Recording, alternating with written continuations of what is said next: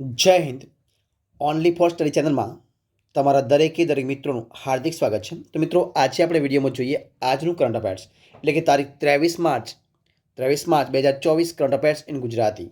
તો વિડીયો પૂરેપૂરો જોજો. તો આજનું કરંટ અફેર્સ છે. શરૂઆત કરી પ્રશ્નથી. જોઈએ પ્રશ્ન એક તમારી સમક્ષ જોશું છે પ્રશ્ન કે નીચેનામાંથી કયો દિવસ 21 માર્ચના રોજ મનાવવામાં આવે છે? જે નીચે દિવસો આપવામાં આવે છે એમાંથી કયો દિવસ છે કે જે 21 માર્ચના રોજ મનાવવામાં આવે છે? તો મિત્રો, જે ચાર ઓપ્શન આપ્યા છે કે વંશીય ભેદભાવ નાબૂદી માટે આંતરરાષ્ટ્રીય દિવસ, વિશ્વ જંગલ દિવસ અને વિશ્વ કવિતા દિવસ.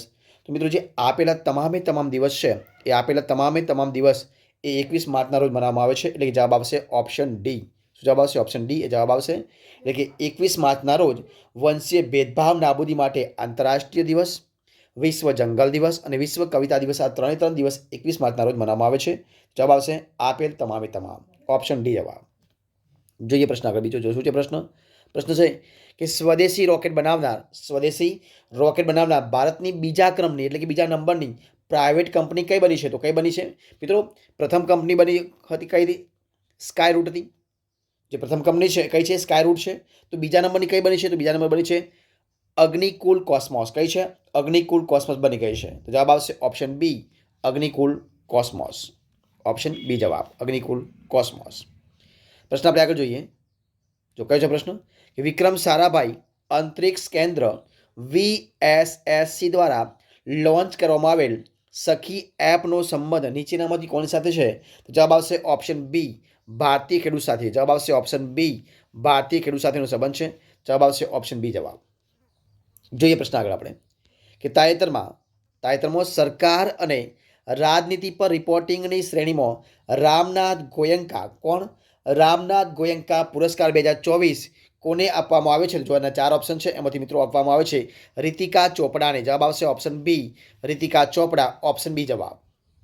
જોઈએ પ્રશ્ન આગળ કે તાજેતરમાં પર્યાવરણ અને વિજ્ઞાન શ્રેણીમાં કયા પત્રકારને રામનાથ ગોયંકા પુરસ્કાર 2024 આપવામાં આવ્યો છે? તો મિત્રો જયશ્રીને. ઓપ્શન એ જવાબ આવશે જયશ્રી. ઓપ્શન એ જવાબ, જયશ્રી. ઓપ્શન એ જવાબ. જોઈએ પ્રશ્ન આગળ કે વર્ષ 2024માં ઇન્ડિયા મોબાઈલ કોંગ્રેસ એટલે કે IMC અને વિશ્વ ટેલિકોમ્યુનિકેશન માનનીકરણ એસેમ્બલી એટલે કે WTSAની મેજબાની કયો દેશ કરવાનો છે? કયો દેશ કરશે? તો મિત્રો આપણો દેશ ભારત કરશે. જવાબ આવશે ઓપ્શન એ ભારત. શું આવશે? ઓપ્શન એ જવાબ, ભારત કરશે. પ્રશ્ન આપણે આગળ જોઈશું છે પ્રશ્ન કે તાજેતરમાં ભારતીય સેનાએ કઈ જગ્યાએ પ્રથમ વખત અપાચે લડાકુ હેલિકોપ્ટર એટલે કે સ્ક્વાડ્રન ટીમ બનાવી છે? તો એ બનાવી છે રાજસ્થાનમાં. કઈ જગ્યાએ? ઓપ્શન સી જવાબ આવશે રાજસ્થાન. ઓપ્શન સી જવાબ, રાજસ્થાન. પ્રશ્ન આગળ જોઈએ આપણે કે તાજેતરમાં કોના દ્વારા ભાષાનેટ, કયું? ભાષાનેટ એક પોર્ટલ છે અને ભાષાનેટ પોર્ટલ લોન્ચ કરવામાં આવ્યું છે. તો મિત્રો જે નિક્સી છે, કોણ? ઓપ્શન એ જવાબ આવશે નિક્સી.